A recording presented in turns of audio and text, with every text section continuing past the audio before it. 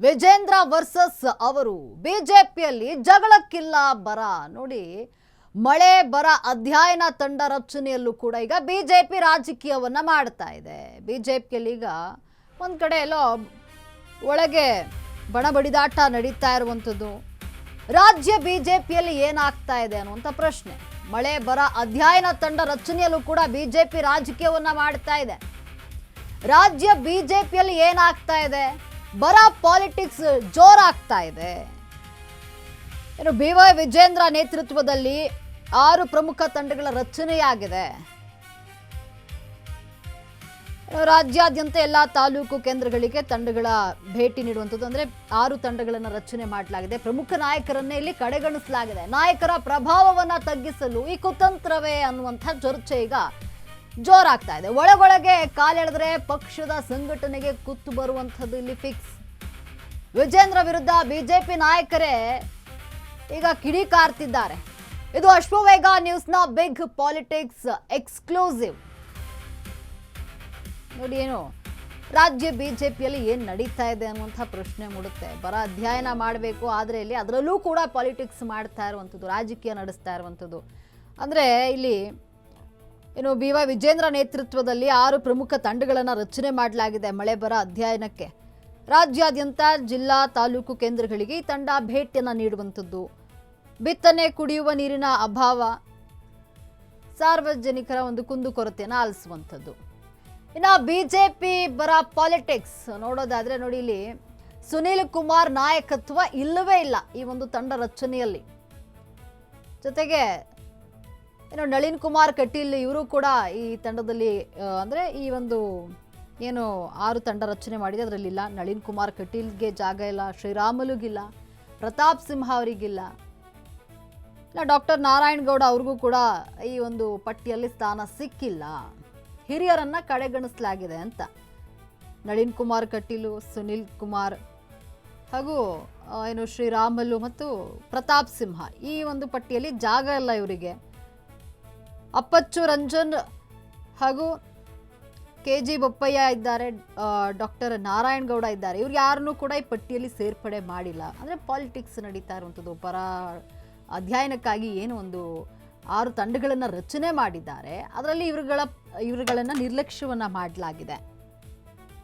ಸುನಿಲ್ ಕುಮಾರ್ ನಾಯಕತ್ವ ಇಲ್ಲ, ನಳಿನ್ ಕುಮಾರ್ಗೆ ಜಾಗ ಇಲ್ಲ ಇಲ್ಲಿ, ನಳಿನ್ ಕುಮಾರ್ ಕಟೀಲ್ ಅವ್ರಿಗೆ, ಶ್ರೀರಾಮುಲುರವರಿಗೆ ಜಾಗ ಇಲ್ಲ, ಪ್ರತಾಪ್ ಸಿಂಹಗೆ ಈ ಪಟ್ಟಿಯಲ್ಲಿ ಜಾಗನೇ ಇಲ್ಲ, ಅಂದರೆ ಅವರನ್ನು ಕೂಡ ನಿರ್ಲಕ್ಷ್ಯವನ್ನು ಮಾಡಲಾಗಿದೆ. ಅಪ್ಪಚ್ಚು ರಂಜನ್ ಇಲ್ಲ, KG ಬೊಪ್ಪಯ್ಯ ಇಲ್ಲ, ಡಾಕ್ಟರ್ ನಾರಾಯಣಗೌಡ ಇಲ್ಲ, ಇವರೆಲ್ಲರನ್ನೂ ಕೂಡ ಇಲ್ಲಿ ನಿರ್ಲಕ್ಷ್ಯವನ್ನು ಮಾಡಲಾಗಿದೆ ಅನ್ನುವಂತಹ ಆರೋಪ ಇರುವಂಥದ್ದು. ರಾಜ್ಯಾದ್ಯಂತ ಏನು ಮಳೆ ಬರ ಅಧ್ಯಯನಕ್ಕೆ ಈ ತಂಡವನ್ನು ಬಿಜೆಪಿ ನಾಯಕರು ಸಿದ್ಧಪಡಿಸಿರುವಂಥದ್ದು. ಅಂದರೆ 6 ಪ್ರಮುಖ ತಂಡಗಳನ್ನು ರಚನೆ ಮಾಡಿದ್ದಾರೆ. ಜುಲೈ 31 ಒಳಗಡೆ ಸಮಗ್ರ ವರದಿಯನ್ನು ಸಲ್ಲಿಸಲಿರುವಂತಹ ತಂಡಗಳು. ಬಿತ್ತನೆ, ಕುಡಿಯುವ ನೀರಿನ ಅಭಾವ ಸೇರಿ ಇನ್ನು ಪಟ್ಟಿ ಬಿಡುಗಡೆ ಆಗ್ತಾ ಇದ್ದಂತೆ ಸ್ಫೋಟಗೊಂಡ ಒಳ ಬೇಗುದಿ. ಇದು ಪಕ್ಷ ಕಟ್ಟುವ ರೀತಿಯಲ್ಲ, ಒಗ್ಗೂಡಿಸುವಂತಹ ಮನಸ್ಥಿತಿಯೂ ಇಲ್ಲಿ ಕಾಣಿಸ್ತಾ ಇಲ್ಲ ಅಂತ ಬಿಜೆಪಿಯ ಸ್ಥಿತಿ ಹೀಗಿದೆ ಅಂತ ಹೈಕಮಾಂಡ್ ಮುಂದೆ ನಾಯಕರು ವಿವರಿಸಿದ್ದಾರೆ. ಪ್ರವಾಸಕ್ಕೂ ಮುನ್ನವೇ ದೆಹಲಿ ನಾಯಕರ ಅಂಗಳ ತಲುಪಿದ ಪಟ್ಟಿ ಇದು. ಬರ ಅಧ್ಯಯನ ಪಟ್ಟಿಯನ್ನು ನೋಡಿ ಶ್ರೀರಾಮುಲು ಆಕ್ರೋಶವನ್ನ ವ್ಯಕ್ತಪಡಿಸಿದ್ದಾರೆ. ಪಕ್ಷದಲ್ಲಿ ನಾವು ಕೆಲಸ ಮಾಡ್ತಿಲ್ವಾ, ನಾವು ಲೆಕ್ಕಕ್ಕೆ ಇಲ್ಲದ ನಾಯಕರಾಗ್ಬಿಟ್ಟಿದ್ದೀವಾ ಅಂತ ಆಪ್ತರ ಬಳಿ ತೀವ್ರ ಅಸಮಾಧಾನವನ್ನು ಹೊರಹಾಕಿದ್ದಾರೆ ಇಲ್ಲಿ ಶ್ರೀರಾಮುಲು. ಪಟ್ಟಿ ಬಿಡುಗಡೆ ಆಗ್ತಾ ಇದ್ದಂತೆ ಒಳ ಬೇಗುದಿ ಈಗ ಸ್ಫೋಟಗೊಂಡಿದೆ. ಮಾಜಿ ಶಾಸಕರು, ಮಾಜಿ ಸಂಸದರಲ್ಲಿ ಕೆಲವರಷ್ಟೇ ಅವಕಾಶ ನೀಡಲಾಗಿದೆ. ಬಿಜೆಪಿ ಪಟ್ಟಿಯನ್ನು ಕಂಡು ಪಕ್ಷದ ಹಿರಿಯರಿಂದಲೇ ಈಗ ತೀವ್ರ ಬೇಸರ ವ್ಯಕ್ತ ಆಗ್ತಾ ಇರುವಂಥದ್ದು. ನೋಡಿ, ರಾಜ್ಯ ಬಿಜೆಪಿಯಲ್ಲಿ ಏನಾಗ್ತಿದೆ ಅನ್ನುವಂಥ ಪ್ರಶ್ನೆ ಮೂಡುತ್ತೆ. ಪಟ್ಟಿ ಬಿಡುಗಡೆ ಆಗಿದೆ ಅಂದರೆ ಮಳೆ ಬರ ಅಧ್ಯಯನದ ತಂಡ ರಚನೆಯನ್ನು ಮಾಡಿರುವಂಥದ್ದು. ಪ್ರಮುಖ 6 ತಂಡಗಳನ್ನು ರಚನೆಯಾಗಿದ್ದು ಪಟ್ಟಿ ಬಿಡುಗಡೆ ಆಗ್ತಾ ಇದ್ದಂತೆ ಒಳ ಬೇಗುದಿ ಇಲ್ಲಿ ಸ್ಫೋಟಗೊಂಡಿದೆ. ಇದು ಪಕ್ಷ ಕಟ್ಟುವಂತಹ ರೀತಿಯಲ್ಲ, ಒಗ್ಗೂಡಿಸ್ಕೊಂಡು ನಡೆಸಬೇಕಾಗಿದೆ. ಆದರೆ ಇಲ್ಲಿ ಆ ಮನಸ್ಥಿತಿ ಇಲ್ಲ ಅಂತ ಹೇಳಿ ಬೇಸರ ಹೊರ ಹಾಕ್ತಾ ಇರುವಂಥದ್ದು.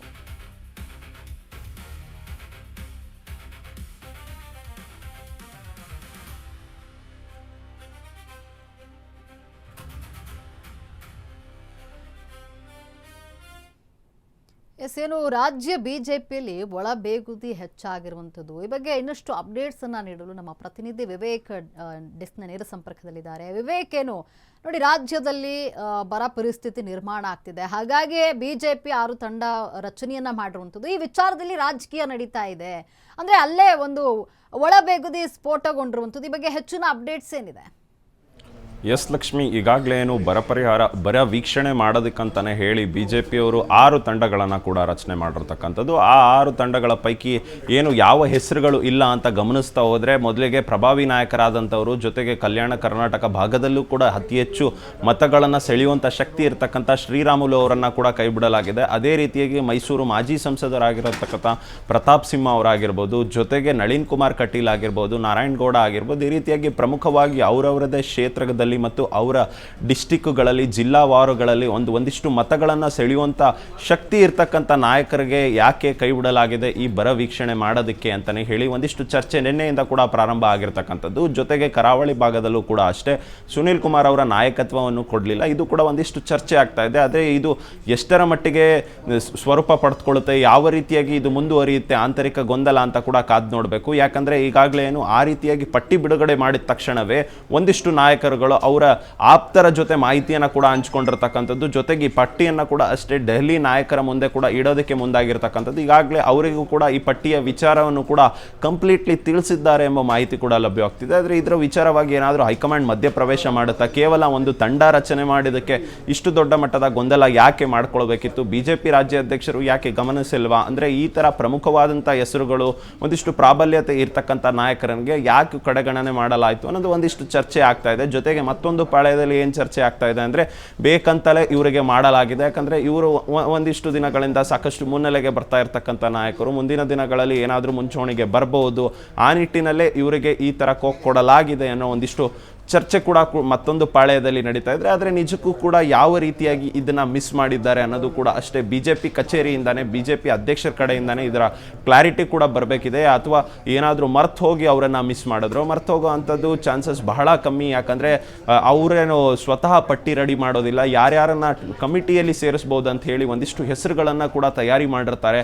ಆ ಸಂದರ್ಭದಲ್ಲೇ ಅವರ ಹೆಸರನ್ನು ಆ್ಯಡ್ ಮಾಡ್ಬೋದಿತ್ತು. ಜೊತೆಗೆ ಒಂದಿಷ್ಟು ಕಡೆ ಕೇಳಿ ಬಂದಿದ್ದೇನೆಂದರೆ ಅವರೇ ಬೇಡ ಅಂದರು ಅನ್ನೋ ಒಂದು ಮಾಹಿತಿ ಕೂಡ ಕೇಳಿಬಂತು. ಆದರೆ ಕ್ಲಿಯರ್ ಕಟ್ ಆಗಿ ನಾವು ಕೂಡ ಮಾತನಾಡಿದ್ವಿ, ಯಾವ ನಾಯಕರಿಗೆ ಕೂಡ ಅಷ್ಟೇ ಇಲ್ಲಿ ಅಂದರೆ ಪಟ್ಟಿಯಲ್ಲಿ ಸೇರಿಸಲಿಲ್ವಾ ಅಂತ ನಾಯಕರಿಗೆ ಮಾತನಾಡಿದಂಥ ಸಂದರ್ಭದಲ್ಲಿ ಅವರು ಕೂಡ ಹೇಳ್ತಕ್ಕಂಥದ್ದು, ಇಲ್ಲ ನಾವು ಯಾವುದೂ ಕೂಡ ನಾವು ಸೇರಿಸಬೇಡಿ ಅಂತ ಹೇಳಿರಲಿಲ್ಲ, ನಾವು ಎಲ್ಲದಕ್ಕೂ ಸಿದ್ಧರಾಗಿದ್ರಿ, ನಾವು ಪಕ್ಷ ನಿಷ್ಠೆ ಮಾಡಿದ್ದೇವೆ, ಪಕ್ಷಕ್ಕೆ ನಾವು ಕೆಲಸ ಮಾಡೋದಕ್ಕೆ ರೆಡಿ ಇದ್ವಿ, ಆದರೂ ಕೂಡ ಮಾಡಿಲ್ಲ, ಯಾಕೆ ಅನ್ನೋದು ನಮಗೂ ಕೂಡ ಗೊತ್ತಿಲ್ಲ ಅನ್ನೋ ಮಾಹಿತಿಯನ್ನು ಕೂಡ ಅವರು ಹಂಚ್ಕೊಂಡಿರ್ತಕ್ಕಂಥದ್ದು.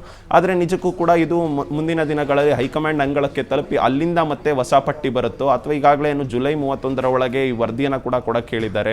ಈ ಪಟ್ಟಿ ವಿಚಾರದಲ್ಲಿ ಮತ್ತೆ ಗೊಂದಲಗಳು ಶುರು ಆಗುತ್ತೋ ಬಿಜೆಪಿಯಲ್ಲಿ. ಈಗೀಗ ಒಂದು 6 ತಿಂಗಳಿಂದ ಕೂಡ ಅಷ್ಟೇ ಬಿಜೆಪಿಯಲ್ಲಿ ಎಲ್ಲ ಗೊಂದಲಗಳೇನಿತ್ತು ಇದೆಲ್ಲವೂ ಕೂಡ ತಣ್ಣಗಾಗಿತ್ತು. ಮತ್ತೆ ಈ ವಿಚಾರದಿಂದ ಅತಿ ಹೆಚ್ಚು ಗೊಂದಲ ಆಗುವಂಥ ಸಾಧ್ಯತೆಗಳಿದೆ ಅಂತ ಕೂಡ ಚರ್ಚೆ ಆಗ್ತಾ ಇದೆ ಲಕ್ಷ್ಮಿ.